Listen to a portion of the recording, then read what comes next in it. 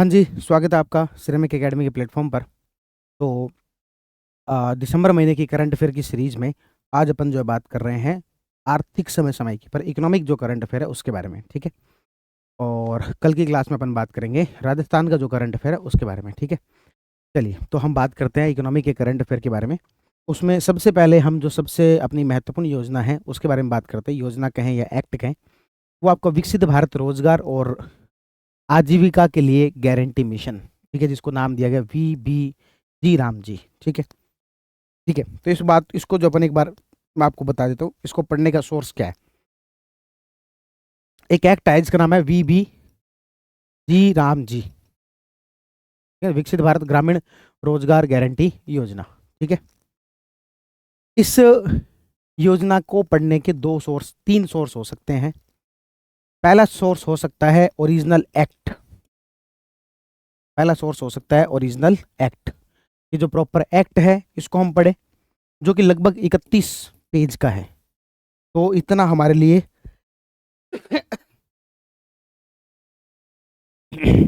तो ये पढ़ना जो है हमारे लिए इतना आसान नहीं होगा। जैसे कि मैं आपको यहाँ पर दिखा देता हूँ। ये है वो एक्ट, 31 पेज का एक्ट है, ठीक है। तो वैसे देखें तो ये क्या है कि काफ़ी बड़ा जो वो एक्ट हो जाएगा। दूसरा जो सोर्स हो सकता है वो है इसकी जो समरी है वो PIB के द्वारा दी गई, जो कि आपके नोट्स में भी है, वो हो सकता है। तीसरे हो सकता है बाकी करंट अफेयर वगैरह में कोई जो भी न्यूज़पेपर वगैरह में आता है, इसको तो हटाओ। हम ये दो सोर्स जो है इन दोनों को मिक्स करेंगे, मर्ज करेंगे। मुख्य रूप से हम जो अपना सोर्स है वो रखेंगे PIB की इस एक्ट की समरी को, और कुछ बातें मैं आपको यहाँ पर ओरिजिनल एक्ट से भी पढ़ा देता हूँ, ठीक है। तो इस तरीके से हम इस एक्ट को अपने लेके चलेंगे, क्योंकि बहुत ही महत्वपूर्ण एक्ट है। ऐसे एक्ट 15-20 सालों में एक बार आते हैं, ठीक है ना, तो बहुत ही ज़्यादा महत्वपूर्ण है। तो मैं आपको ओरिजिनल एक्ट के साथ में तालमेल बिठाते हुए इस जो है वो टॉपिक को पढ़ाऊंगा, ठीक है। सबसे पहला जो भाग है वो ये है कि ये कब आया कब नहीं, वो सारी बातें। तो भाई इससे पहले हमारे यहाँ पर जो मनरेगा का एक्ट था वो था 2005 का। मनरेगा का जो एक्ट था वो कब का था? 2005 का। तो अब 2005 वाले एक्ट को रिप्लेस करते हुए अब 18 दिसंबर 2025 को लोकसभा में एक बिल रखा गया। 19 दिसंबर को राज्यसभा से वो पास हो गया, और 21 दिसंबर को राष्ट्रपति की मंजूरी जो मिल गई। और राष्ट्रपति की मंजूरी मिलते ही हमारे यहाँ पर कोई भी जो बिल है वो एक्ट बन जाता है। एक तरीके से ये जो एक्ट है ये कब बना? 21 दिसंबर 2025 को। कब बना? 21 दिसंबर 2025 को। इस एक्ट की जो धारा संख्या 1 है उस पहली ही धारा में ये बताया गया है। अच्छा, एक और पॉइंट मैंने यहाँ पर लिखा भी होगा, ये इस वर्ष का एक्ट नंबर 36 है। 2025 का एक्ट नंबर क्या है? 36। इस प्रकार के क्वेश्चन 1-2 एग्जाम में पूछे गए हैं, इसलिए यहां से आपको बता दिया मैंने, ये है एक्ट नंबर 36 ऑफ 2025, ठीक है। अब इसमें जो हमें बातें याद रखनी है, इसमें सबसे पहली जो धारा है, इस एक्ट की जो सबसे पहली धारा है वो ये कहती है कि इसका नाम विकसित भारत गारंटी फॉर रोजगार एंड आजीविका मिशन होगा। एक तो इसकी फुल फॉर्म याद रख लेना, बहुत अधिक संभावना है पूछे जाने की, जिसको शॉर्ट में विकसित भारत जी राम जी कहा जा रहा है। जिसको क्या कहा जा रहा है? विकसित भारत जी राम जी कहा जा रहा है। तो सबसे पहले विकसित भारत जी राम जी की फुल फॉर्म याद रख लेना, विकसित भारत ग्रामीण रोजगार एवं आजीविका मिशन। क्या है आपके? ग्रामीण गारंटी फॉर रोजगार एंड आजीविका मिशन, ब्रैकेट में ग्रामीण, ठीक है ना। तो सबसे पहले तो इसकी फुल फॉर्म जो है वो आपको याद होनी चाहिए। क्या है? बोलो, फिर से बोलो। विकसित भारत गारंटी फॉर रोजगार एंड आजीविका मिशन ग्रामीण। मैं कह रहा हूं कि फुल फॉर्म पर क्वेश्चन पूछा जाएगा किसी ना किसी एग्जाम के अंदर, आपको 2026 में इसकी फुल फॉर्म पर क्वेश्चन आएगा, देख लेना। तो फुल फॉर्म याद रखना, विकसित भारत गारंटी फॉर रोजगार एंड आजीविका मिशन ग्रामीण। लास्ट जी का मतलब है यहां पर ग्रामीण, जिसको शॉर्ट में क्या कहा जाएगा? विकसित भारत जी राम जी। क्या कहा जाएगा? विकसित भारत जी राम जी। ये इसकी धारा संख्या 1 के अंदर साफ साफ बताया गया है। है ना। तो सबसे पहले हमने यहाँ पर क्या बातें की, सबसे पहले हमने कहा कि ये इस वर्ष का एक्ट नंबर 36 था। 18 दिसंबर को लोकसभा में, 19 दिसंबर को राज्यसभा में और 21 दिसंबर को राष्ट्रपति के यहाँ से पारित हुआ।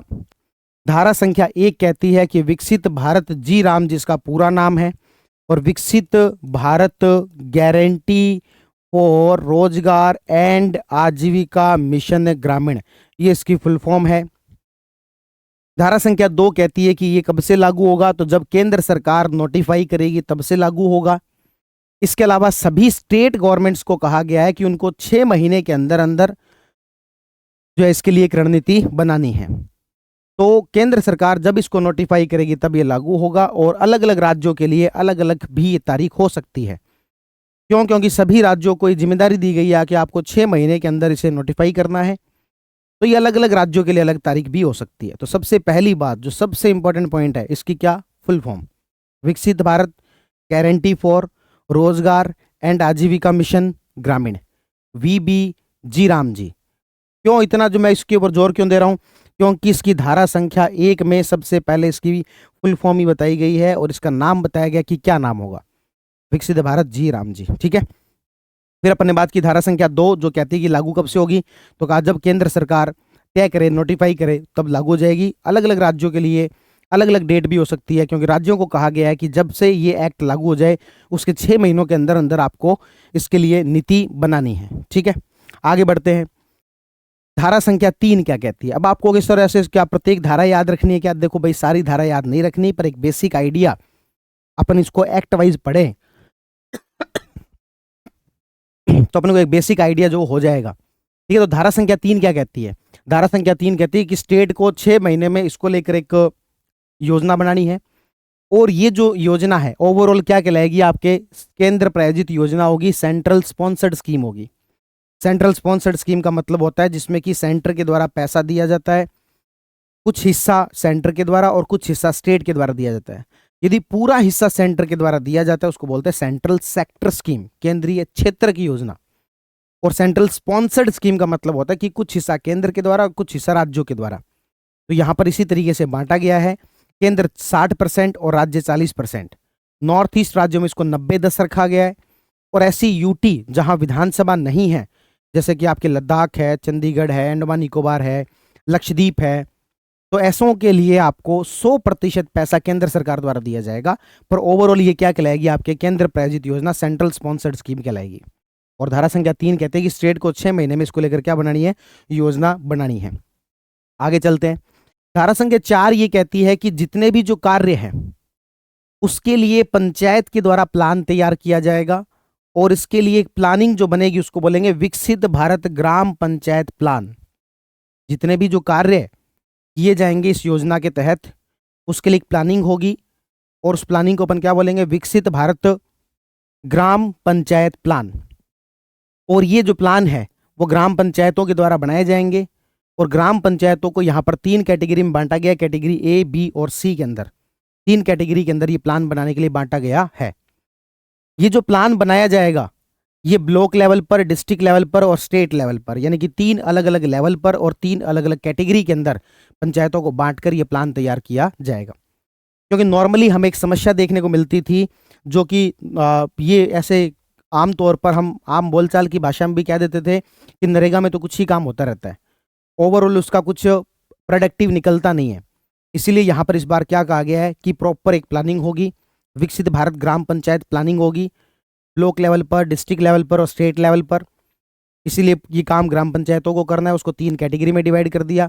और ये जो प्लानिंग होगी, सबसे इंपॉर्टेंट पॉइंट यहाँ शुरू होता है, ये जो प्लानिंग होगी इसको एक नेशनल लेवल की जो इनकी नीति है, विकसित Bharat national rural infrastructure stack, उसके अनुसार होगी, जिसके अंदर ये 4 थीम डिसाइड कर दी इस बार। ये सबसे यूनिक पॉइंट है इस बार का, 4 थीम डिसाइड कर दी कि जो भी मनरेगा जिसको हम पहले कहते थे उसके तहत, या फिर अब कहते हैं विकसित भारत जी राम जी, उसके तहत जो काम करवाए जाएंगे वो 4 थीम पर बेस्ड होंगे। और वो 4 थीम होगी water, rural infrastructure, livelihood related infrastructure और कोई एक्सट्रीम वेदर कंडीशन के अंदर रोजगार दिया जाना।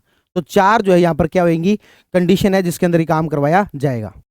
वो 4 जो थीम है उसको एक बार फिर से बड़ा ध्यान से देख लो क्या कह रहे हैं। एक बार मैं इसको ना बार बार मनरेगा यदि कहूँ तो वो मत सोचना कि भी मनरेगा तो पुरानी वाली का नाम था। आप ये सोचो मनरेगा के तहत जो काम करवाए जा रहे हैं, अब इसे रैंडमली नहीं कि कोई खाड़ा बनवा दिया, कोई पेड़ लगवा दिया ना। अब इसमें फिक्स कर दिया कि 4 प्रकार के काम करवाए जाएंगे। पहला, वाटर सिक्योरिटी को बढ़ावा देना, जिससे कि वाटर सिक्योरिटी को बढ़ावा दिया जाए। जैसे कि अपन ने अभी कहा कि खाड़ा बनाना तो वाटर सिक्योरिटी का काम है, कोई तालाब बनाना वाटर सिक्योरिटी का काम है, तो वाटर सिक्योरिटी को जिससे बढ़ावा दिया जा सके ऐसा काम करवाएंगे। दूसरा कहा कि जिससे रूरल इंफ्रास्ट्रक्चर अच्छा हो, गांव में सड़क बनाने में कोई काम में लेना, इस तरीके से रूरल इंफ्रास्ट्रक्चर। तीसरा कहा कि लाइवलीहुड, किसी की आजीविका बढ़ाने के लिए कोई काम दिया जाना, आजीविका बढ़ाने के लिए कोई काम, मान लो कि गांव के अंदर ऐसी कोई फैक्ट्री लग रही है तो ये लाइवलीहुड वाला काम हो गया। और चौथा कि भाई मान लेते हैं कि तीनों ही कंडीशन नहीं है, पर एक्सट्रीम वेदर कंडीशन के अंदर जो है सीधे भी इसके अलावा भी कोई काम दिया जा सकता है उसको मिटिगेट करने के लिए। एग्जाम्पल के तौर पर हम हमेशा से सुनते हैं कि पुराने जो राजा महाराजा थे, जब कोई अकाल पड़ जाता था तो लोगों को काम देने के लिए किले बनवाते थे या इस प्रकार के काम करते थे। इसी तरीके से यहाँ पर कहा गया कि एक्सट्रीम कोई वेदर कंडीशन आ गई, उसको मिटिगेट करने के लिए भी इस प्रकार के कोई काम दिए जा सकते हैं। तो इस तरीके से यहाँ पर 4 जो थीम बताई गई है ये बहुत ज़्यादा इंपॉर्टेंट। अच्छा, एक और मैं आपको बात बता दूँ, जितनी भी मैं ये बातें बता रहा हूँ ना नोट्स में लिखी हुई, यहाँ पे ऐसे कोई घबराने की बात नहीं, बस मैं इसको थोड़ा सा धारावाइज आपके लिए सेट करके दे रहा हूँ। अभी मैं आपको इसको थोड़ा आपके नोट्स से जो पढ़वा दूंगा कि भाई सारी बातें लिखी हुई है, जो बातें नहीं लिखी हुई वो मैं आपको बता दूंगा कि इसको नोट कर लो। तो एक तो अपन ने क्या कहा, वाटर। दूसरा हमने क्या कहा, रूरल इंफ्रास्ट्रक्चर के लिए काम करवा सकते हैं। तीसरा, लाइवलीहुड, आजीविका के लिए। चौथा, mitigating the extreme weather condition, कोई ऐसी चरम मौसमी घटना है उसके खिलाफ काम करवाया जा सकता है। ठीक है, अब इसमें एक और इंपॉर्टेंट बात कही कि केंद्र द्वारा नॉर्मेटिव एलोकेशन जो किया जाएगा, ठीक है, इससे ज्यादा खर्च कर दिया तो राज्य सरकार खुद वहन करेंगे। इसका क्या मतलब हुआ? इसका मतलब ये हुआ कि केंद्र सरकार ये चेक करेगी कि राजस्थान के अंदर कितना रुपया खर्च होना चाहिए। मान लेते हैं राजस्थान के अंदर जो 4,000 करोड़ रुपए खर्च होना चाहिए, एक साल का मनरेगा कितना खर्च होना चाहिए, मान लेते हैं 4,000 करोड़। अभी 4,000 करोड़ जो किसने डिसाइड किया? आप तो कह रहे थे सर 60-40 रहेगा। अरे भाई 60-40 तो ठीक है कि भाई 4,000 करोड़ में का 60% लगा लो, कितना 2,400 करोड़ केंद्र सरकार दे देगी और 1,600 करोड़ राज्य सरकार दे देगी, ये तो ठीक है। पर 4,000 करोड़ किसने डिसाइड किया? ये 5 भी तो हो सकता था, 3 भी तो हो सकता था, ये किसने डिसाइड किया है? तो ये ध्यान रखना, ये आपके केंद्र सरकार द्वारा डिसाइड किया जाएगा। किसके द्वारा डिसाइड किया जाएगा? केंद्र सरकार। इसको केंद्र सरकार ने कहा है नॉर्मेटिव एलोकेशन किया जाएगा। अब ये नॉर्मेटिव एलोकेशन क्या है इसको थोड़ा सा समझते हैं। केंद्र सरकार यहां पर क्या कह रही है? नॉर्मेटिव का मतलब जिसके कोई नॉर्म्स हो, जिसके क्या हो, कोई नॉर्म्स हो, यानी कि मानक आधारित। यानी कि क्या? मानक आधारित। मानक आधारित का मतलब क्या हुआ? ऑब्जेक्टिव क्राइटेरिया पर बेस्ड होगा। ये ऑब्जेक्टिव क्राइटेरिया और परफॉर्मेंस बेस्ड होगा। इस पर बेस्ड होगा, ऑब्जेक्टिव क्राइटेरिया और परफॉर्मेंस बेस्ड होगा। कहने का मतलब कि आपके राज्य में कितनी क्या आवश्यकता है उसी के अनुसार ये होगा। क्या हुआ, कुछ कर रहे हो? ठीक है, ठीक है, तो इसी के अनुसार जब वो होगा तो बात समझ में आई। तो अपन ने क्या कहा, केंद्र सरकार द्वारा यहाँ पर क्या किया जाएगा? नॉर्मेटिव एलोकेशन किया जाएगा। इससे ज्यादा खर्च किया तो 4,000 करोड़ से ज्यादा कर दिया तो फिर वो राज्य सरकार भुगते। भाई केंद्र सरकार ने तो अपनी बता दी कि 4,000 करोड़ तो आपको नॉर्मेटिव एलोकेशन हो रहा है, उसमें से 60% हम दे देंगे, उसके अलावा कोई है तो आप जानो और आपका काम जाने। ठीक है, और ये जो है वो हर एक फाइनेंशियल ईयर के लिए अलग अलग डिसाइड किया जाएगा। हो सकता है इस वर्ष के लिए 4,000 करोड़ कर रहे हैं, अगले के लिए 5 करें। ठीक है, तो ये हर एक जो फाइनेंशियल ईयर के लिए अलग अलग डिसाइड किया जाएगा। ठीक है, तो एक बार मैं उम्मीद करता हूँ यहाँ तक की कहानी आपको समझ में आई होगी। एक बार फिर से सारी बात बताता हूँ।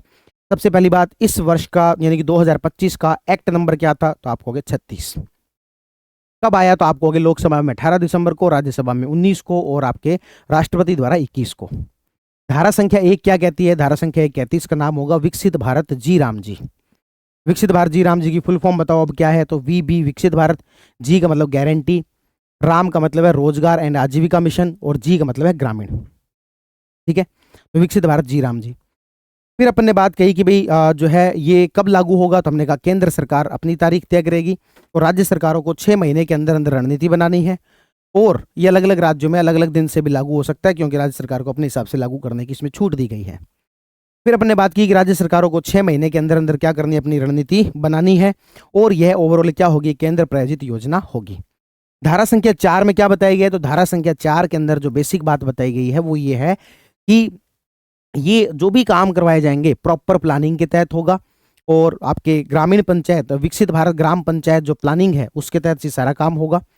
और इस विकसित भारत ग्राम पंचायत प्लान को ग्राम पंचायतों द्वारा तैयार किया जाएगा 3 लेवल पर, और ग्राम पंचायतों को 3 कैटेगरी में बांटा गया है। ये जो भी प्लान होगा नेशनल लेवल का जो प्लान है उससे मर्ज करता हुआ होगा, और नेशनल लेवल में 4 प्रायोरिटी रखी गई है कि जो भी काम करवाया जाएगा 4 थीम पर ही करवाया जाएगा। एक, वाटर सिक्योरिटी को बढ़ावा देने के लिए। दूसरा, रूरल इंफ्रास्ट्रक्चर, ग्रामीण अवसंरचना के विकास के लिए।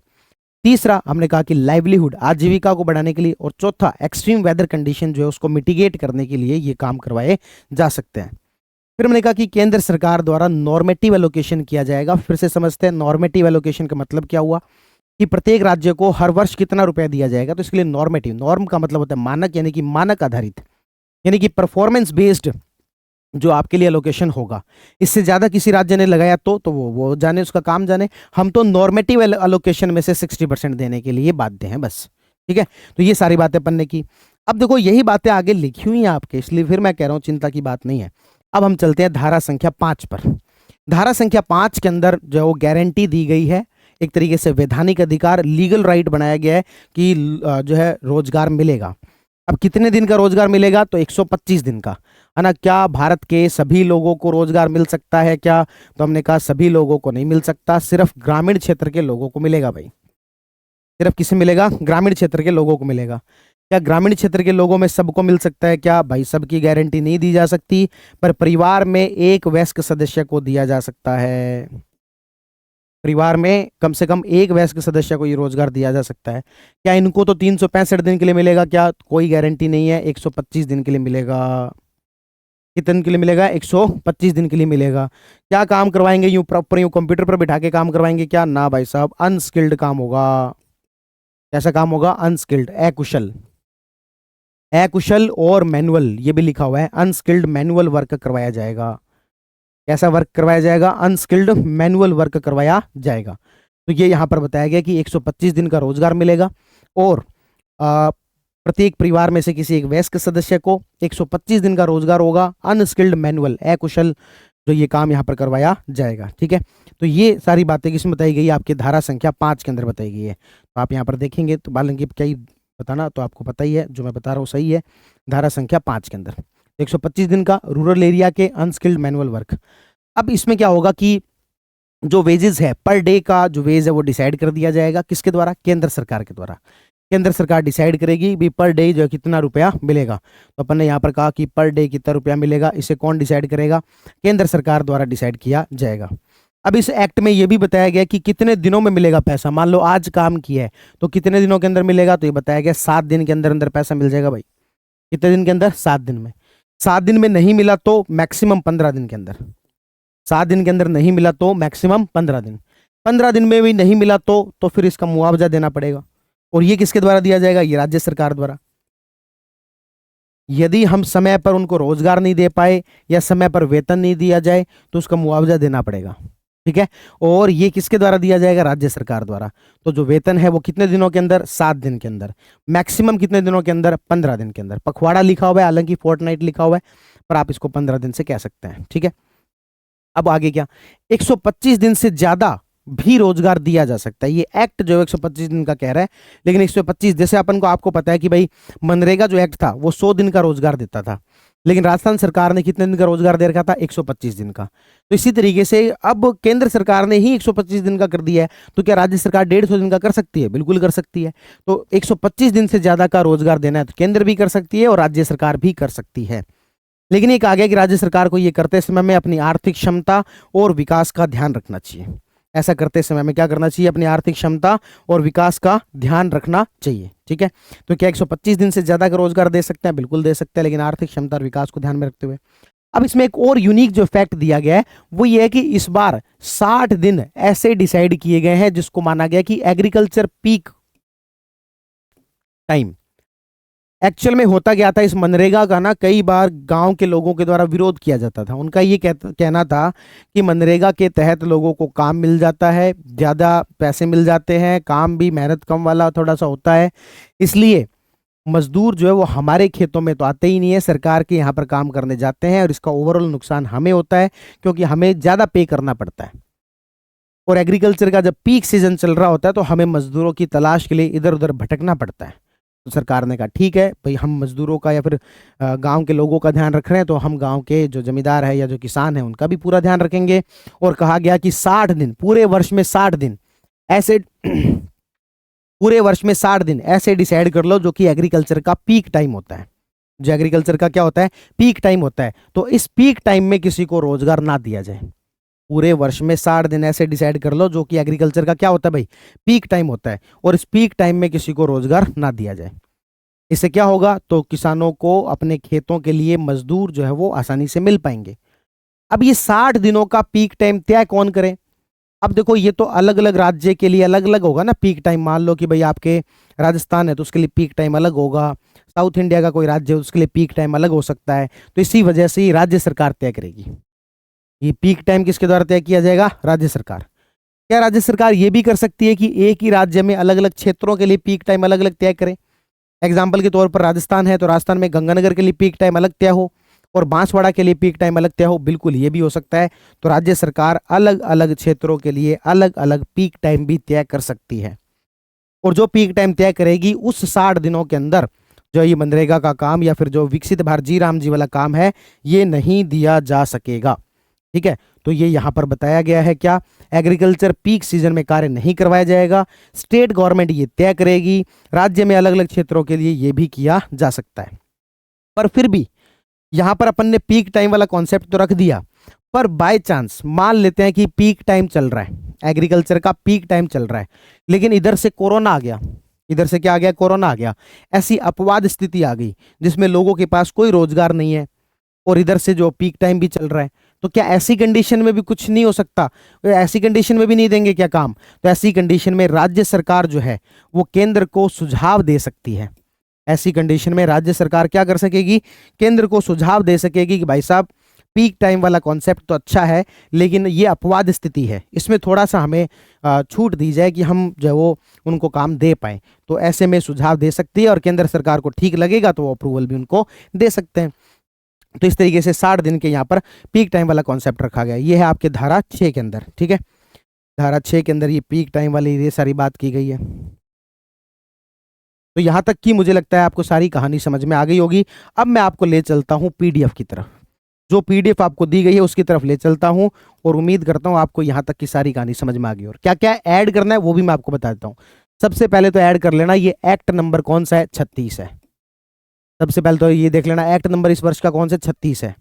दूसरा, इसकी जो फुल फॉर्म है उसको स्टार मार्क कर लो।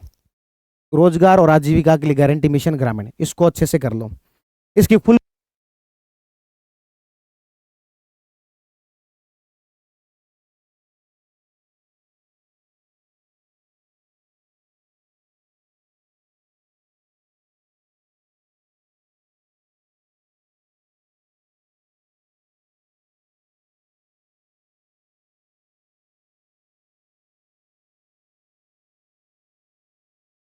एक सेकंड, सेल खत्म हो गई आई थिंक, चेंज कर ले।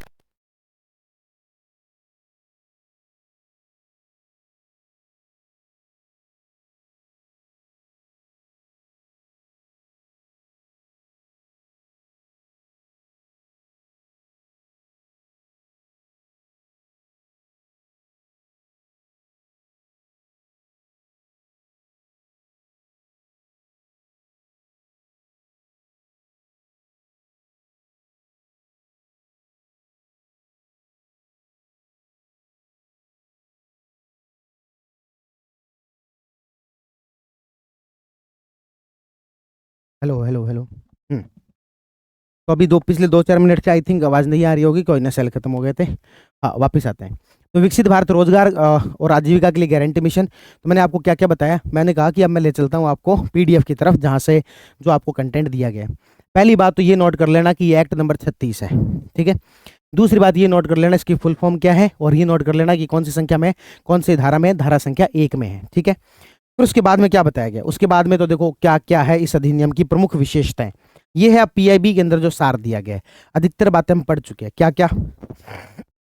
पहली बात, रोजगार की वैधानिक गारंटी धारा संख्या 5(2) में, धारा संख्या कौन सी के अंदर 5(2) में, यह अधिनियम प्रत्येक वित्तीय वर्ष में प्रत्येक ग्रामीण परिवार को 125 दिनों के मजदूरी रोजगार की वैधानिक गारंटी प्रदान करता है, बशर्ते परिवार के वयस्क सदस्य अकुशल शारीरिक कार्य करने के इच्छुक हों। शारीरिक के बजाय कह सकते हैं यहाँ पर मैनुअल, ठीक है, करने के इच्छुक हो। फिर कृषि और ग्रामीण श्रम के बीच संतुलन, आपको पता है एग्रीकल्चर पीक टाइम वाली बात अपन ने की थी, तो 60 दिन का समेकित निधि, वो सब जो बातें अपन ने की है वो यहाँ पर बताया गया है कि 60 दिनों का टाइम मिलेगा और वो सब बातें। फिर उसके बाद में समय पर मजदूरी भुगतान, अभी थोड़ी देर पहले अपन ने बात की थी कि 15 दिन के अंदर अंदर मजदूरी मिल जानी चाहिए, यदि नहीं मिलती है तो फिर वो राज्य सरकार मुआवजा पे करेगी, है ना। यदि निर्धारित अवधि से अधिक विलंब होने की स्थिति में विलंब मुआवजा दे होगा और ये राज्य द्वारा दिया जाएगा, ठीक है। तो मुझे बताओ ये 3-4 बातें अपन बहुत अच्छे से पढ़ चुके हैं कि नहीं पढ़ चुके।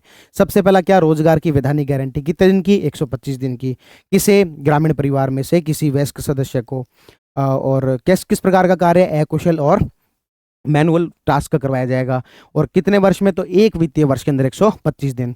दूसरा अपन ने क्या कहा, एग्रीकल्चर का पीक सीजन कितने दिन का, 60 दिन का, ठीक है। और पीक सीजन डिसाइड कौन करेगा, क्या अलग अलग क्षेत्रों में अलग अलग हो सकता है, क्या उसका कोई अपवाद हो सकता है, वो सारी बातें। समय पर मजदूरी भुगतान, ये सब भी अपन बातें कर चुके। आगे ये देखो, टिकाऊ और उपयोगी ग्रामीण अवसंरचना के लिए, याद करो मैंने आपको बताया था कि कितनी थीम रखी गई है, 4 थीम रखी गई हैं। पहली थीम है वाटर, जल सुरक्षा, दूसरा है आपकी ग्रामीण अवसंरचना, तीसरी जो आपकी थीम रखी थी वो थी आपकी आजीविका वाली, और चौथी जो आपकी थीम रखी थी वो थी ऐसी कोई एक्सट्रीम वेदर कंडीशन है उसके अंदर ये काम किया जा सकता है। फिर मैंने आपको बताया था ये जो योजना किसके द्वारा बनाई जाएगी, आपने कहा था राष्ट्रीय ग्रामीण जो विकसित भारत ग्राम पंचायत प्लान बनाया जाएगा, लेकिन यह राष्ट्रीय योजना के साथ अभिसरण में होगा, ठीक है। तो यही यहाँ पर बात बताएगी कि राष्ट्रीय योजनाओं के साथ अभिसरण में होगा, ठीक है। अब उसके बाद में विकेंद्रीकरण और पंचायतों की भूमिका, यह अधिनियम योजना बनाने या क्रियान्वयन का केंद्रीकरण नहीं करता। धारा संख्या 16 से लेकर 19 तक पंचायतों, कार्यक्रम अधिकारियों और जिला प्राधिकारी में उपयुक्त स्तर पर योजना क्रियान्वयन निगरानी के बारे में बात यहाँ पर करता है। कुल मिलाकर इस एक्ट के अंदर विकेंद्रीकरण, डिसेंट्रलाइजेशन के अच्छे खासे पॉइंट्स ऐड किए गए हैं। क्या किए गए, डिसेंट्रलाइजेशन के अच्छे खासे पॉइंट ऐड किए गए हैं, ठीक है। ये 3 बातें क्लियर है। अब देखो आगे बात करते हैं। आगे बात करने पर आता है वित्तीय संरचना। क्या आता है, वित्तीय संरचना। वित्तीय संरचना में आपको 3 बातें ही याद रखनी है। पहली बात तो कि ये सेंट्रल स्पॉन्सर्ड स्कीम है, इसी वजह से 60-40, 90-10 और 100-0 ये रखा गया है। 60-40 सामान्य राज्यों में, 90-10 नॉर्थ ईस्ट और पहाड़ी राज्यों के अंदर, 100-0 SCUT जहां पर की विधानसभा नहीं है, SCUT जहां पर की विधानसभा नहीं है। दूसरी बात, जो पैसे हैं उसके लिए कौन सा एलोकेशन किया जाएगा, नॉर्मेटिव एलोकेशन किया जाएगा। कैसा एलोकेशन किया जाएगा, नॉर्मेटिव एलोकेशन। नॉर्मेटिव एलोकेशन का क्या मतलब बताया था, परफॉर्मेंस बेस्ड। क्या बताया था, परफॉर्मेंस बेस्ड। आपको सारी बातें याद होगी, परफॉर्मेंस बेस्ड क्या था। तीसरी बात एक और याद रखना, जो भी मान लो मुआवजा है, इस बात का मुआवजा, मान लो कि रोजगार नहीं दे पाए या फिर विलंब भुगतान किया, ये सब किसको देना पड़ेगा, ये राज्य सरकार को देना पड़ेगा। ये किसको देना पड़ेगा, राज्य सरकार को। राज्य सरकार ने नॉर्मेटिव एलोकेशन से ज्यादा खर्च कर दिया, वो भी किसको देना पड़ेगा, राज्य सरकार को। एक तरीके से जितने भी पेनल्टी टाइप की जो चीजें हैं वो राज्य सरकार पर है। नॉर्मेटिव एलोकेशन केंद्र सरकार तय करेगी। और वैसे जो है कितना एलोकेशन होगा, तो 60-40, 90-10 और 100-0 यहाँ पर रखा गया है, ठीक है। उम्मीद करता हूँ यहाँ तक की सारी कहानी आपको बहुत अच्छे से समझ में आई होगी। तो इस सुधारित वित्तीय संरचना के बारे में अपन यहाँ पर बात कर ली। इसी बात को जो है PIB के अंदर ये 3 बातें यहाँ पर बताई गई है। तो ये सेम बातें मैं आपको ऑलरेडी बता चुका हूँ। उसके बाद में बेरोजगारी भत्ता तो अपन ऑलरेडी बात कर चुके हैं। यदि 15 दिन के अंदर रोजगार नहीं दिया, 15 दिनों के बाद बेरोजगारी भत्ता देने के लिए क्या होगी, राज्य सरकार बाध्य होगी। यदि रोजगार नहीं दे पाए या विलंब भुगतान किया है तो उसके लिए वो करना पड़ेगा। मानक आधारित आवंटन ऑलरेडी अपन बात कर चुके हैं, ठीक है। और क्या है, प्रशासनिक क्षमता की सुदृढ़ता, ये थोड़ा सा याद रखना भाई। क्या बताया गया, प्रशासनिक व्यय की अधिकतम सीमा को 6% से बढ़ाकर 9% कर दिया है। इसको प्रशासनिक व्यय। अब प्रशासनिक व्यय का मतलब क्या है, जैसे मान लो मनरेगा है, तो मनरेगा के अंदर प्रशासनिक व्यय क्या आता है, प्रशासन का संभालने का व्यय, प्रशासन के द्वारा उसको संभालने का व्यय। तो जैसे कि मैट है या फिर कोई ट्रेनिंग किसी को दिलवानी है उसके लिए, तो वो जो व्यय पहले 6% ही था, उसकी लिमिट 6% थी, अब उसको बढ़ा के कितना कर दिया, 9%, ताकि क्या हो सकेगा, बेहतर मानव संसाधन उपलब्ध हो सकेगा, बेहतर ट्रेनिंग हो सकेगी, ये सब। विशेष छूट में प्राकृतिक आपदाओं और असाधारण परिस्थितियों में केंद्र सरकार आवश्यकता अनुसार विशेष छूट दे सकती है, ऑलरेडी बात कर चुके। मजदूरी कितनी मिलेगी केंद्र सरकार डिसाइड करेगी, और जब तक केंद्र सरकार डिसाइड नहीं करती है तब तक जो है वो मनरेगा की वर्तमान दरें प्रभावी होंगी। विधेयक लागू होने की तिथि से 6 महीने के अंदर अंदर राज्य को क्या करना है, अपनी योजना बनानी है। ठीक है, तो ये अपन ने यहां पर बातें की। तो मैं उम्मीद करता हूं यहां तक की बात आपको बहुत ही अच्छे तरीके से समझ में आ चुकी होंगी। एक काम करते हैं, इस एक्ट को मैं बार बार कह रहा हूं बहुत इंपॉर्टेंट है, तो एक बार एक काम करते हैं, मैं दोबारा जो है आपको वापस रिकॉल करा देता हूं।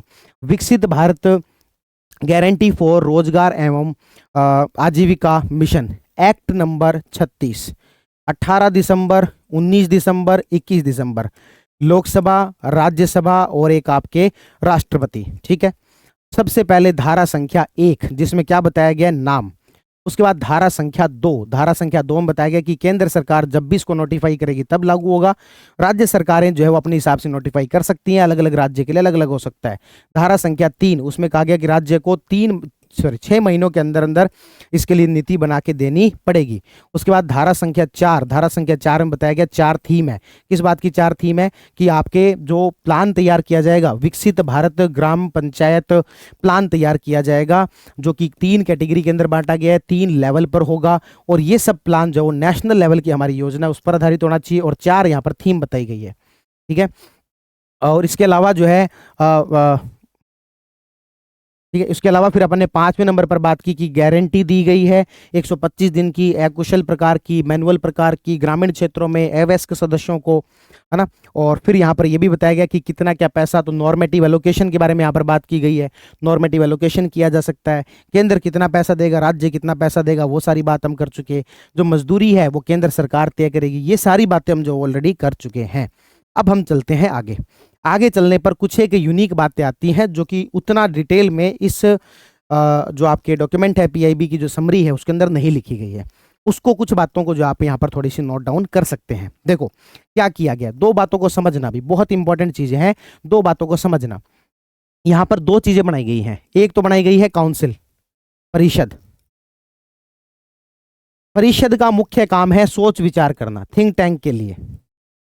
परिषद का मुख्य काम क्या है, सोच विचार करना, या फिर कह सकते हैं थिंक टैंक के रूप में क्या बनाई गई है, परिषद बनाई गई है। एक इसके अलावा बनाई गई है एग्जीक्यूशन के लिए, यानी कि चीजों को इंप्लीमेंट करने के लिए, चीजों को क्या करने के लिए, इंप्लीमेंट करने के लिए अलग अलग लोगों को जिम्मेदारी दी गई है। ठीक है, ये दोनों ही स्टेट लेवल पर अलग किया गया, नेशनल लेवल पर अलग किया गया। नेशनल लेवल पर अलग किया गया और स्टेट लेवल पर अलग किया गया। ऐसे ही इसमें नेशनल लेवल पर अलग है और स्टेट लेवल पर अलग है। एक एक करके चीजों को समझते हैं क्या है। सबसे पहले यहां पर है केंद्रीय ग्रामीण रोजगार गारंटी काउंसिल। केंद्रीय ग्रामीण रोजगार गारंटी काउंसिल का गठन किया जाएगा, जिसमें कि एक अध्यक्ष होंगे, केंद्र और राज्य के प्रतिनिधि होंगे, और maximum 15 non official nominated member होंगे। नॉन ऑफिशियल नॉमिनेटेड मेंबर होंगे जो कि पंचायती राज संस्थाओं के प्रतिनिधि होंगे। समझ गए कहानी कि भाई एक क्या है, केंद्रीय ग्रामीण रोजगार गारंटी काउंसिल, जो कि सब कुछ केंद्र सरकार तय करेगी, कितने सदस्य होंगे सब कुछ केंद्र सरकार तय करेगी। एक अध्यक्ष होंगे, केंद्र राज्य के प्रतिनिधि होंगे, और 15 जो है वो आपकी पंचायतों के प्रतिनिधि होंगे। और पंचायतों के प्रतिनिधियों की संख्या बताई गई मैक्सिमम 15 हो सकती है, और इनको कहा गया नॉन ऑफिशियल नॉमिनेटेड मेंबर है। ये नॉन ऑफिशियल नॉमिनेटेड मेंबर है। इसके एक सदस्य सचिव की विशेषता बताई गई, संयुक्त सचिव की रैंक का होना चाहिए। ये क्या होना चाहिए, संयुक्त सचिव की रैंक का ही होना चाहिए, उससे कम की रैंक का नहीं होना चाहिए। ठीक है, तो ये हमने बात कर दी केंद्रीय रोजगार गारंटी काउंसिल की। अब उसके अधीन एक क्या होगी, स्टेट काउंसिल। जैसे सेंट्रल लेवल पर एक जो है वो काउंसिल है, उसी तरीके से स्टेट लेवल पर भी होगी। स्टेट लेवल वाली में भी 15 क्या होंगे, नॉन ऑफिशियल मेंबर होंगे। अब इसमें यह बताया गया इन 15 में से 1/3 विमेन होनी चाहिए और 1/3 schedule caste, schedule tribe, OBC या माइनॉरिटी से होना जरूरी है। कहानी समझे कि नहीं समझे? हमने कहा एक तो केंद्रीय ग्रामीण रोजगार गारंटी काउंसिल, और एक हमने कहा स्टेट ग्रामीण रोजगार गारंटी काउंसिल। ठीक है, इसमें क्या होंगे, एक अध्यक्ष होंगे, केंद्र के प्रतिनिधि होंगे, राज्य के प्रतिनिधि होंगे, इसके अलावा 15 नॉन ऑफिशियल नॉमिनेटेड मेंबर होंगे जो कि पंचायतों के प्रतिनिधि होंगे, एक सदस्य सचिव मेंबर सेक्रेटरी होगा जो कि न्यूनतम संयुक्त सचिव की रैंक का होना चाहिए। स्टेट वाली काउंसिल के अंदर क्या होंगे, स्टेट वाली काउंसिल के अंदर वही अध्यक्ष वगैरह होंगे। इसके अलावा 15 नॉन ऑफिशियल मेंबर होंगे इसमें भी। इसमें बताया गया कि 1/3 क्या होनी चाहिए, महिलाएं होनी चाहिए। और 1/3 क्या बताया गया, schedule caste, schedule tribe, OBC और माइनॉरिटी से होना चाहिए। तो ये आपके राष्ट्रीय और केंद्रीय और राज्य ग्रामीण गारंटी, रोजगार गारंटी काउंसिल के बारे में बताया गया। अब आगे क्या, आगे देखो और भी बहुत सारी चीजें, एक होगी नेशनल लेवल स्टीयरिंग कमेटी। वो तो थी सोच करने वाली, विचार करने वाली। अब है स्टीयरिंग का मतलब होता है कार्य संचालन। आपने संविधान सभा के अंदर भी पढ़ा होगा, कार्य संचालन समिति के अध्यक्ष जो वो आपके कौन थे, कार्य संचालन समिति के अध्यक्ष कौन थे, स्टीयरिंग कमेटी के डॉक्टर राजेंद्र प्रसाद। उसी तरीके से यहाँ पर क्या होगी, स्टीयरिंग कमेटी नेशनल लेवल पर और स्टेट लेवल पर। नेशनल लेवल स्टीयरिंग कमेटी है, इसका एक काम होगा टू रिकमेंड नॉर्मेटिव एलोकेशन। याद करो थोड़ी देर पहले हमने कहा था कि केंद्र के द्वारा राज्यों को नॉर्मेटिव एलोकेशन किया जाएगा। तो वो नॉर्मेटिव एलोकेशन रिकमेंड कौन करेगा, तो ये करेगी नेशनल लेवल स्टीयरिंग कमेटी करेगी। ऐसे ही स्टेट लेवल पर क्या होगी, एक स्टीयरिंग कमेटी होगी। स्टेट लेवल वाली जो स्टीयरिंग कमेटी है वो राज्य के मुख्य सचिव द्वारा अध्यक्षता की जाएगी। तो एक तो है नेशनल लेवल स्टीयरिंग कमेटी और एक है स्टेट लेवल स्टीयरिंग कमेटी। इसकी जो अध्यक्षता है वो राज्य के मुख्य सचिव द्वारा की जाएगी। इसके द्वारा की जाएगी राज्य के मुख्य सचिव। तो अपन ने यहाँ पर देखो 2 बातें पढ़ी, इसको बड़ी मैं आपको इत्मीनान से देखो चीजों को समझाता हूँ, फिर से बताता हूँ। ये जो क्या काउंसिल वाउंसिल वाली बातें ना, नॉर्मली जो वो ज्यादा कहीं पर फोकस किया नहीं गया। यदि एक्ट में से पूछ लिया तो यहाँ पर थोड़ी सी दिक्कत हो सकती है। एक तो है काउंसिल, एक है आपकी स्टीयरिंग कमेटी। काउंसिल 2 है, एक है केंद्र के स्तर पर और एक है राज्य के स्तर पर। केंद्र के स्तर पर वही कि भी अध्यक्ष होंगे, केंद्र राज्य के प्रतिनिधि होंगे। फैक्चुअल जहां से आ सकता है वो है 15 नॉन ऑफिशियल पंचायती राज के प्रतिनिधि। एक यहां पर बताया गया सदस्य सचिव संयुक्त सचिव की रैंक का होना चाहिए, जॉइंट सेक्रेटरी। फिर आ गया राज्य काउंसिल वाला, इसके अंदर भी वही 15 मेंबर हैं। बस यहाँ पर 15 में से थोड़ा सा फिक्स कर दिया, 1/3 महिलाएं और 1/3 schedule caste, schedule tribe, OBC और माइनॉरिटी से। ठीक है। फिर आ गया स्टीयरिंग कमेटी नेशनल लेवल पर और स्टेट लेवल पर। नेशनल लेवल वाली का बात याद रखना कि नॉर्मेटिव एलोकेशन जो है वो किसके द्वारा रिकमेंड किया जाएगा, तो इनके द्वारा रिकमेंड किया जाएगा। रिकमेंड कह रहे हैं, फाइनल ये नहीं करेंगे, रिकमेंड इनके द्वारा किया जाएगा। और जो स्टेट लेवल पर जो है इसकी अध्यक्षता कौन करेंगे, ये याद रख लेना, इसकी अध्यक्षता चीफ सेक्रेटरी के द्वारा की जाएगी। इसके द्वारा की जाएगी, चीफ सेक्रेटरी के द्वारा की जाएगी। ठीक है। अभी तो 1-2 बातें और बाकी हैं, क्या है इसके अलावा कहा गया कि ग्राम पंचायत स्तर पर और डिस्ट्रिक्ट लेवल पर कुछ और अधिकारी होंगे। एक होगा प्रोग्राम ऑफिसर जो कि बीडीओ लेवल का होगा, न्यूनतम किस लेवल का होगा, बीडीओ। ये पंचायत स्तर पर होगा प्रोग्राम ऑफिसर। और डिस्ट्रिक्ट लेवल पर होगा डिस्ट्रिक्ट प्रोग्राम कोऑर्डिनेटर। ठीक है। तो ये यहाँ पर बताया गया है, वापिस मैं इसमें और बता देता हूँ। और चीज़ों को एग्जीक्यूट करने के लिए, एग्जीक्यूशन के लिए हमने क्या कहा, वैसे तो सारा काम एग्जीक्यूशन किसके द्वारा किया जाएगा, पंचायतों के द्वारा।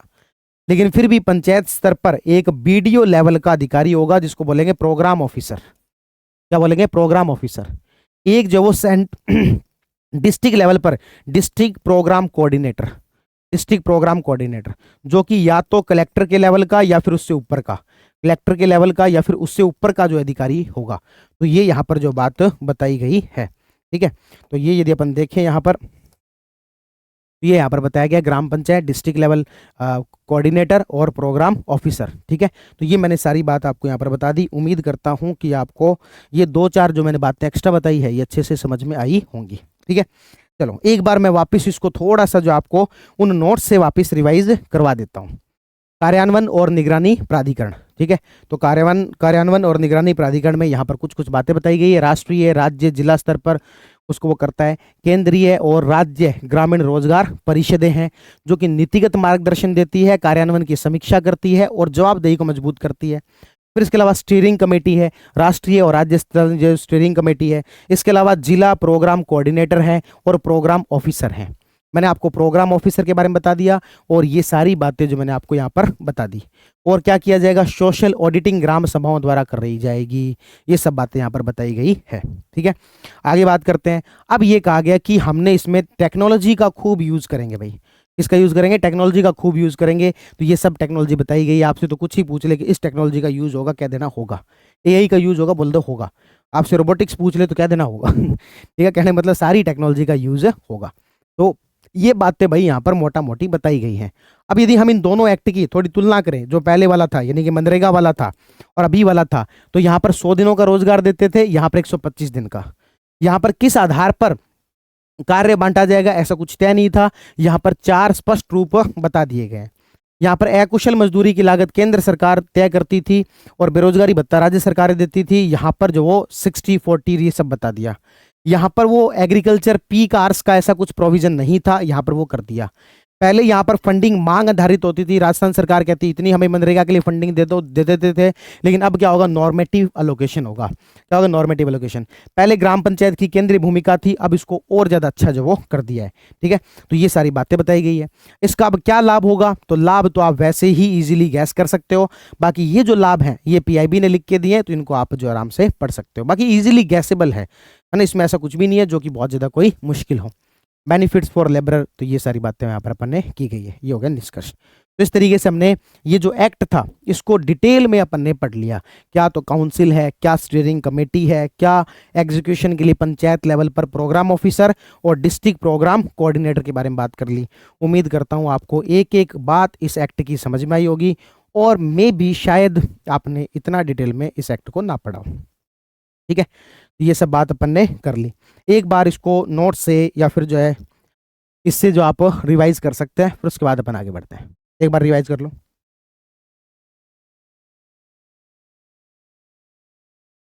ठीक है, तो देखो आगे तो कुछ इकोनॉमी में ज़्यादा कुछ है नहीं, मेन बस यही था इकोनॉमी वाले सेगमेंट के अंदर। अब बाकी जो अपना इकोनॉमी का 4 पेज का तो यही था, बाकी 2 पेज की इकोनॉमी और है, फटाफट देख लेते हैं। ज़्यादा कुछ खास है नहीं। देखो क्या क्या इकोनॉमी में। भारत की पहली ऑल इलेक्ट्रिक टग परियोजना। पहली बात तो ये जान लेना ये टग क्या होता है ना। भारत की पहली ऑल इलेक्ट्रिक टग परियोजना। पहली बात तो ये जान लो कि टग क्या होता है। देखिए अपन जैसे मान लो 2 बाइक को जोड़ने के लिए उसमें भी क्या करते हैं? टगिंग करते हैं, यानी कि जोड़ते हैं। एक तरीके से क्या करते हैं? जोड़ते हैं। उसी तरीके से मान लो कोई बड़ा जहाज है, उस बड़े जहाज को पानी में उतारने के लिए ऐसा थोड़ी कोई बहुत सारे लोग धक्के देके ना, पहले कोई छोटा जहाज उतरेगा, उसको रस्सी से बांधेंगे, फिर धीरे धीरे धीरे धीरे उसको पानी में उतारा जाएगा। तो इस तरीके से टग का मतलब होता है ऐसे शिप, ऐसे हेल्पर, जिसके माध्यम से बड़े जहाज को, छोटे जहाज को पानी में उतारा या फिर पानी से वापस धरती पर उतारा, ये काम किए जाते हैं। उसको बोलते हैं टग। टग क्या बोलते हैं? टग। अब बात यह है कि भाई टग तो पहले भी बनते थे, अभी भी बन रहे हैं। मुद्दा यह है कि पहले जो बनते थे वो बहुत ज्यादा एनर्जी, कार्बन एमिशन बहुत ज्यादा करते थे। अभी हम जो टग बना रहे हैं वो इलेक्ट्रिक टग परियोजना है। पहले वाले के अंदर डीजल इंजन वो यूज होता था, जो कि बहुत ज्यादा गैस बाहर निकालता था, कार्बन एमिशन ज्यादा होता था। लेकिन अब पहली बार हम ऐसा कर रहे हैं कि इलेक्ट्रिक टग परियोजना हमने शुरू की है, और इनको ग्रीन टग भी कहा जाता है। इनको क्या कहा जा रहा है? ग्रीन टग भी कहा जा रहा है। तो बस इन्हीं सब विशेषताओं के साथ पढ़ते हैं कि उद्घाटन इसका 3 दिसंबर 2025 को केंद्रीय मंत्री सर्बानंद सोनोवाल ने देश की पहली ऑल इलेक्ट्रिक टग परियोजना के निर्माण स्टील कटिंग का वर्चुअली उद्घाटन किया। विकास दीनदयाल पोर्ट अथॉरिटी कांडला गुजरात के लिए। ठीक है, निर्माण तो आत्रे शिपयार्ड गोवा के द्वारा। किसके द्वारा निर्माण किया गया? आत्रे शिपयार्ड गोवा के द्वारा। किस चीज की, कहां पर डिप्लॉय करने के लिए किया गया? तो दीनदयाल पोर्ट अथॉरिटी कांडला गुजरात के लिए। किसके द्वारा विकास किया गया? आत्रे शिपयार्ड गोवा। पतन पोत परिवहन और जलमार्ग मंत्रालय के अंतर्गत ग्रीन ट्रक ट्रांजिशन प्रोग्राम के तहत, क्योंकि इसको क्या बोलते हैं? ग्रीन ट्रक बोलते हैं। इसकी क्षमता क्या होगी? 60 टन बोलार्ड पुल। नाम से समझ में आ रहा होगा कि जो है खींचने की इसकी इतनी जो क्षमता होगी 60 टन। क्या है उद्देश्य? क्या हमारा उद्देश्य है कि वर्ष 2030 तक 50 ग्रीन टग शामिल करना है। कितने करने हैं? 50 ग्रीन टग। प्रथम चरण में जो कि 2024 से 27 तक है, 16 जो यहाँ पर टग लगाए जा रहे हैं। और प्रथम चरण में निम्नलिखित पोर्ट प्राधिकरणों को 2-2 टग जो दिए जाएंगे। एक जो अभी दिया गया आपके दीनदयाल पोर्ट प्राधिकरण कांडला, इसके अलावा पारादीप जो कि उड़ीसा में, एक जवाहरलाल नेहरू पोर्ट मुंबई वाला, और एक वी और चिदम्बरानार पोर्ट प्राधिकरण। शेष 8 प्रमुख बंदरगाहों पर 1-1 टग तैनात किया जाएगा। तो ये 4 तो है जहां पर कि 2-2, और 8 ऐसे हैं जिनको कि 1-1। तो इस तरीके से 16 पहले चरण में, जो कि 2024 से लेकर 27 तक का, कितने टग है? 16 टग। ठीक है। उद्देश्य है भारत के समुद्री डीकार्बनाइजेशन के प्रयासों को तेजी देना, जो कि अभी मैं आपको कह रहा था इसमें कि कार्बन एमिशन बहुत ज्यादा होता है। क्या होता है भाई? कार्बन एमिशन बहुत ज्यादा होता है। तो सिंपल सी बात है, टग परियोजना, ऑल इलेक्ट्रिक टग परियोजना, जिसमें उद्देश्य है 2030 तक हमें कितने करने हैं? 50 बनाने। 50 में से पहले चरण के अंदर कितने बनाने? तो पहले चरण के अंदर हमने बनाने 16। 16 में से दो दो तो 4 पोर्ट पर लगा दिए जाएंगे, और 8 ऐसे हैं जहां पर कि एक एक लगाए जाएंगे। एक तो आपकी गुजरात वाला कांडला है, एक आपके मुंबई वाला है, एक आपके पारादीप है, एक आपके चिदम्बरम वाला है। ठीक है, तो ये 4 में तो दो दो लगाएंगे। अभी कहां पर किया है? तो अभी ये कांडला वाले में किया है। किसने बनाया? तो आत्रे शिपयार्ड है गोवा के अंदर। आत्रे शिपयार्ड कौन सी परियोजना के तहत? ग्रीन टग प्रोजेक्ट के तहत। कौन से के तहत? ग्रीन टग प्रोजेक्ट के तहत। ठीक है, तो बस ये बातें अपन यहाँ पर की है। इसकी क्षमता कितनी है? तो 60 टन बोलार्ड पुल है। ठीक है, तो ये बातें अपन ने की। अब आगे बात करते हैं अमोनिया यूरिया उर्वरक संयंत्र। तो एक उर्वरक संयंत्र लगाया गया है जो कि अमोनिया यूरिया पर बेस्ड होगा, कोई नैनो यूरिया वाला नहीं है। जो बेसिक अमोनिया यूरिया चलता था वही वाला है। बस यहाँ पर ये नाम रूप इसका असम में, नाम रूप असम के अंदर इसकी आधारशिला रखी गई है। 10,000 करोड़ इसकी जो वो लागत रहेगी। केंद्रीय बजट में इसको जो वो अनाउंस किया गया था। इसका जो विकास है असम वैली फर्टिलाइजर और केमिकल कंपनी लिमिटेड के द्वारा किया गया है। तो आप देख सकते हैं कि कहाँ लगाया गया? असम में। विकास किसके द्वारा किया जाएगा? असम वैली फर्टिलाइजर के द्वारा। 2030 तक ऑपरेशनल होगा। उत्पादित क्षमता 12 लाख टन होगी, है ना। इसी अवसर पर प्रधानमंत्री जी ने गुवाहाटी में गोपीनाथ बोरदोलोई इंटरनेशनल एयरपोर्ट के नए टर्मिनल भवन का भी उद्घाटन किया। याद करो, हम जब संविधान सभा पढ़ते हैं तो वहां पर ही पढ़ते हैं कि भाई जो सरदार वल्लभ भाई पटेल के अंडर में कमेटी थी, उसमें से एक कमेटी थी ट्राइबल के लिए, नॉर्थ ईस्ट के ट्राइबल के लिए, और उसके अध्यक्ष थे गोपीनाथ बोरदोलोई। तो वही गोपीनाथ बोरदोलोई के लिए एक टर्मिनल जो है यहाँ पर उद्घाटन किया गया है, अमोनिया यूरिया उर्वरक संयंत्र। उसके बाद हमारे यहाँ पर 3 नई एयरलाइंस को मंजूरी दी गई है। एयरलाइन सेक्टर के अंदर कुछ बड़े चेंजेस हो रहे हैं, और इसी के तहत नए नए एयरलाइंस को भी हम मंजूरी दे रहे हैं, ताकि किसी एक का सेंट्रलाइजेशन ना रहे, जैसा कि अभी अपने वो इंडिगो वाला देखने को मिला। तो ऐसा कुछ ना रहे, इसके लिए 3 नए एयरलाइंस को यहाँ पर मंजूरी दी गई है। उनको नो ऑब्जेक्शन सर्टिफिकेट दे दिया गया। वो कौन कौन सी है? शंख, अल हिंद और फ्लाई।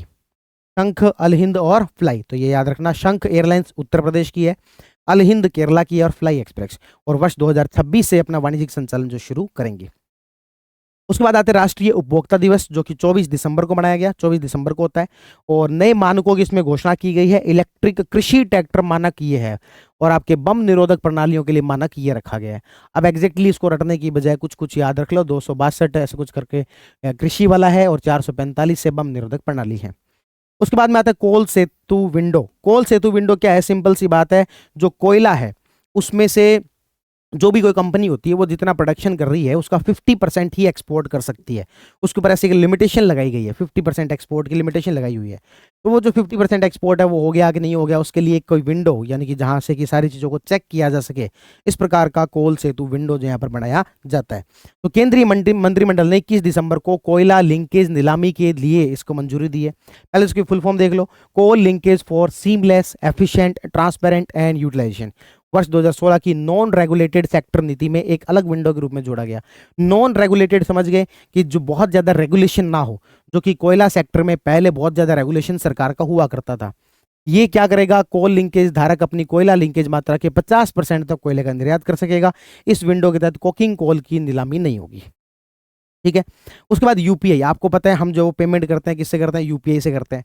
ये जो यूपीआई है इसको एक अवार्ड या क्या कहेंगे, एक ऐसा सर्टिफिकेट मिला कि दुनिया का सबसे तेज पेमेंट सिस्टम है ये। तो ये सर्टिफिकेट किसके द्वारा दिया गया है? तो वो देखना है आईएमएफ की जून 2025 की report growing retail payment system में ट्रांजैक्शन वॉल्यूम के हिसाब से दुनिया का सबसे बड़ा रियल फास्ट पेमेंट सिस्टम इसको माना गया था आईएमएफ की ग्रोइंग रिटेल पेमेंट सिस्टम के अंदर। और अभी एसआई वर्ल्ड वाइड की 2024 की रिपोर्ट के अनुसार prime time for real time के अनुसार यूपीआई की global real time payment system transaction volume में लगभग 49% की हिस्सेदारी है। यूं मान लो कि दुनिया में जितनी जो ये रियल टाइम पेमेंट होती है उसकी 49% अपने यूपीआई से होती है। इसलिए कहते हैं यूपीआई पूरे भारत, पूरी दुनिया में भारत के द्वारा एक यूं प्रदर्शित किया जाने वाला एक क्या कहेंगे इनोवेशन है। जब फ्रांस के राष्ट्रपति इंडिया आए तब भी उन्होंने, भारत के प्रधानमंत्री नरेंद्र मोदी ने जयपुर में हवा महल के सामने चाय पिलाते हुए और सीधे यूं पेमेंट किया यूपीआई से। इतनी बड़ी अचीवमेंट है भारत के लिए। आगे बात करते हैं सशक्त नारी अभियान, सशक्त नारी सशक्त परिवार अभियान। सशक्त नारी परिवार अभियान 17 सितंबर से लेकर 2 अक्टूबर तक चला। केंद्रीय स्वास्थ्य परिवार कल्याण मंत्रालय की पहल थी। इसमें कुछ रिकॉर्ड बने हैं। इसने 3 गिनीज वर्ल्ड रिकॉर्ड जीते हैं। एक तो है 1 महीने में किसी हेल्थ केयर प्लेटफॉर्म पर सबसे अधिक लोगों का पंजीकरण। 1 महीने में किसी एक ऐसा हेल्थ केयर पोर्टल या प्लेटफॉर्म जिस पर लोगों ने इतना ज्यादा रजिस्ट्रेशन किया हो, वो रिकॉर्ड बन गया। 1 सप्ताह में स्तन कैंसर जांच के लिए ऑनलाइन सबसे अधिक लोगों का पंजीकरण। और राज्य स्तर पर 1 सप्ताह में जीवन संकेतों की जांच के लिए ऑनलाइन सबसे अधिक लोगों का पंजीकरण। कुल मिलाकर लोगों के रजिस्ट्रेशन का अवार्ड बना दिया। 3 गिनीज वर्ल्ड रिकॉर्ड बन गए। एक तो 1 महीने में ओवरऑल सबसे ज्यादा लोग आ गए, स्तन कैंसर की जांच के लिए सबसे ज्यादा लोग आ गए, और राज्य के हिसाब से सबसे ज्यादा लोग यहाँ पर आ गए। उसके बाद आता है आपके क्षेत्रीय ग्रामीण बैंक का नया लोगो। देखो आपको पता है पहले आरआरबी खूब सारी हुआ करते थे। अभी कुछ समय पहले सरकार ने डिसीजन लिया, आई थिंक अप्रैल के अंदर डिसीजन लिया कि जितने भी आरआरबी हैं उनको मर्ज कर दिया जाएगा और एक आरआरबी बना दिया जाएगा। उसी प्रकार का एक लोगो बनाया गया, 1 स्टेट 1 आरआरबी पहल के तहत। एक स्टेट के अंदर एक आरआरबी, 1 स्टेट 1 आरआरबी पहल के तहत सभी 28 आरआरबी के लिए एक सिंगल और यूनिफाइड ब्रांड पहचान के लिए ये इस प्रकार का लोगो है। इसकी जो मुख्य विशेषता है, ऊपर की ओर तीर जो है ये प्रगति का प्रतीक है। ये आपको ओवरऑल इस तरीके से हाथ जो दिख रहा है वो पोषण का प्रतीक है, और ये जो लो दिख रही है ये ज्ञानोदय का प्रतीक है। हरा रंग जो है वो लाइफ और ग्रोथ का प्रतीक है, और गहरा नीला रंग जो है वो फाइनेंस और ट्रस्ट का प्रतीक है। नीला रंग फाइनेंस और ट्रस्ट का है, हरा रंग आपके लाइफ और ग्रोथ का है, लो जो है वो आपके ज्ञान का उदय होना, हाथ पोषण का, और ऊपर की ओर संकेत करता हुआ तीर प्रगति का। इस तरीके का ये प्रतीक है। तो बस ये नया लोगो यहाँ पर किया गया। और एक है एनएचएआई ने राष्ट्रीय राजमार्गों पर दूर संचार आधारित सुरक्षा चेतावनी प्रणाली स्थापित करने के लिए रिलायंस जियो के साथ एक समझौता किया। किसने? एनएचएआई ने, national highway authority of India के द्वारा जियो के साथ ये इस प्रकार का एक एग्रीमेंट जो किया गया है। ठीक है, तो ये अपन ने यहाँ पर पढ़ ली सारे के सारे कौन से इकोनॉमी वाले करंट अफेयर के बारे में। अब एक काम करते हैं, थोड़ी बहुत बातें अपन वो आपके अवार्ड वाली शुरू कर देते हैं, बाकी कंप्लीट जो अपन कल कर लेंगे। एक बार अवार्ड वाली कुछ बातें देख लेते हैं।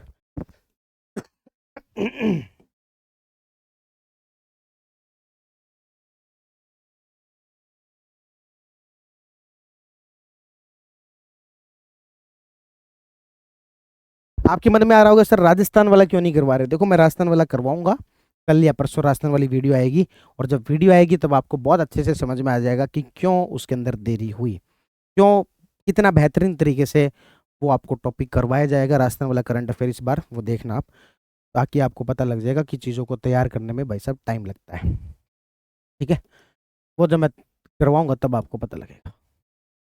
चलो आगे बात करते हैं अवार्ड्स के बारे में। अवार्ड्स देखो, हाँ एक मैं थोड़ी सी आपको अवार्ड के बारे में एक स्ट्रेटजी बता देता हूं।